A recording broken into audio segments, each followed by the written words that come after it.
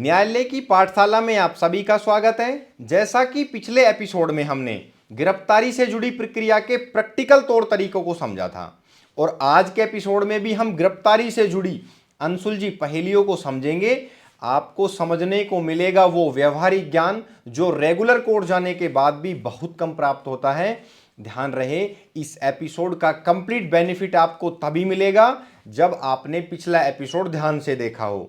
भाई मेरे, criminal trial practice series आपके कितने साल खराब होने से बचा सकती है, ये आप एपिसोड देखने पर महसूस कर पाएंगे। तो चलिए बिना देरी के समझना शुरू करते हैं। जब कोई पुलिस ऑफिसर किसी व्यक्ति को अरेस्ट करने के लिए जाता है तब उसे सेक्शन 36 ऑफ बीएनएसएस में निर्दिष्ट प्रोसीजर को फॉलो करना होता है, क्योंकि इसमें कहा गया है कि जो पुलिस ऑफिसर अरेस्ट करने जाता है वो प्रॉपर वर्दी में जाएगा, मतलब उसको क्लियर पहचान दिखानी होगी, अर्थात नेम टैग और डेजिग्नेशन विजिबल होना चाहिए। ध्यान रहे, पुलिस ऑफिसर एक अरेस्ट मेमो बनाता है क्योंकि वो बनाना अनिवार्य है, जिसमें अरेस्ट का टाइम, डेट और प्लेस लिखना होता है।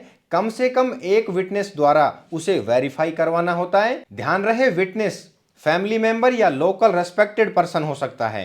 आफ्टर दैट अरेस्ट मेमो पर अरेस्टेड पर्सन के सिग्नेचर होते हैं। ध्यान रहे, अरेस्टेड पर्सन को यह राइट होता है कि वह अपने फ्रेंड, रिलेटिव या नॉन पर्सन को अपने अरेस्ट होने की इंफॉर्मेशन दे सकता है। और एज पर सेक्शन 38 एक गिरफ्तार हुए व्यक्ति को पुलिस पूछताछ के दौरान अपनी पसंद के अधिवक्ता से मिलने का अधिकार है। हालांकि एडवोकेट कंप्लीट पूछताछ के दौरान मौजूद नहीं रह सकता, केवल बीच बीच में ही मिलने की अनुमति होती है। सुप्रीम कोर्ट का एक लैंडमार्क केस है DK Basu versus state of West Bengal.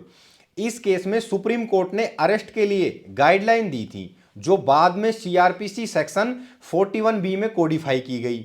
अब आप मेरी बात पर गौर करना, जब बात पुलिस अरेस्टिंग प्रोसेस को समझने की हो या फिर इलीगल अरेस्टिंग को कोर्ट में चुनौती देने की हो, तब आपको ये 3 लैंडमार्क जजमेंट जरूर पढ़ने होंगे। Arnesh Kumar versus state of Bihar, second Jogendra Kumar versus state of UP, third है DK Basu versus state of West Bengal. क्योंकि ये जजमेंट आपको इलीगल अरेस्ट से बचाते हैं, आपको प्रोटेक्ट करते हैं, क्योंकि इन जजमेंट्स में अरेस्टिंग को लेकर गाइडलाइन दी गई है जो पुलिस को फॉलो करना मैंडेटरी होता है। और ध्यान रहे, यदि गाइडलाइन फॉलो नहीं होती है तब कोर्ट पुलिस के खिलाफ एक्शन लेता है। अब मैं जो आपको बताने जा रहा हूं उसको थोड़ा ध्यान से समझना, क्योंकि ग्राउंड रियलिटी में देखा जाता है कि जब पुलिस किसी आरोपी को अरेस्ट करने जाती है तब आरोपी को अरेस्ट करने के बाद complete arrest memo police station में बैठकर बनाया जाता है। मतलब आरोपी की गिरफ्तारी का कारण उसके गिरफ्तार होने के बाद तो सोचा जाता है कि अरेस्ट का रीजन क्या लिखना है, टाइम, डेट, प्लेस कौन सा ठीक रहेगा, गिरफ्तारी का गवाह किसको बनाना है। मतलब लगभग सारा का सारा कागजी कार्रवाई स्क्रिप्टेड होती है। मतलब आप यदि थोड़ा ध्यान दें तो आरोपी की बेल के साथ साथ पुलिस के अगेंस्ट एक्शन भी होगा, बस आपको अरेस्ट इलीगल साबित करना है। मतलब आपको देखना है कि अरेस्ट जस्टिफाइड है या नहीं, अरेस्ट मेमो बना या नहीं, रिलेटिव को इन्फॉर्म किया या नहीं, एडवोकेट एक्सेस दिया या नहीं, मेडिकल एग्जामिनेशन कराया या नहीं। ध्यान दें कि क्या अरेस्ट करना जरूरी था। मान लो यदि कोई व्यक्ति वॉलंटरी सरेंडर कर देता है तब पुलिस को फिजिकल फोर्स यूज करने की जरूरत नहीं होती है। और मान लो यदि कोई व्यक्ति भागने की कोशिश करता है तब यदि पुलिस उसे बुरी तरह पीटती है या अननेसेसरी चोट पहुंचाती है, ऐसा करना इलीगल है। ध्यान रहे, क्योंकि ऐसा करना एक्सेसिव फोर्स है जो कि गलत है। गिरफ्तार व्यक्ति को उसकी गिरफ्तारी का कारण बताना अनिवार्य है, प्रोविजन सेक्शन 47 ऑफ बीएनएसएस में निर्दिष्ट है। और गिरफ्तार व्यक्ति के परिजनों या मित्रों को तुरंत सूचना देना मैंडेटरी है ताकि परिवार को जानकारी रहे। कानून नियम कहता है कि हर थाने में एक डेजिग्नेटेड ऑफिसर जिसे गिरफ्तारी की सूचना तुरंत दी जाती है।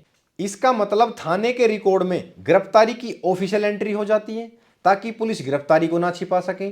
ध्यान रहे, पुलिस सेक्शन 49 के प्रोसीजर को फॉलो करते हुए गिरफ्तार व्यक्ति की तलाशी लेती है। तलाशी के दौरान बरामद किए गए माल की जब्ती रसीद तैयार कर केस डायरी में लगा दी जाती है। और बात जब किसी स्थान की तलाशी की हो तब सेक्शन 185 के साथ साथ और भी जर्नल प्रोविजंस हैं जो तलाशी की प्रक्रिया, कर्तव्य का निर्धारण करते हैं। तो चलिए तलाशी की संपूर्ण प्रक्रिया पर एक सेपरेट लेक्चर लेंगे। तो आज के एपिसोड में इतना ही, मिलते हैं नेक्स्ट एपिसोड में नेक्स्ट प्रोसीजर के साथ।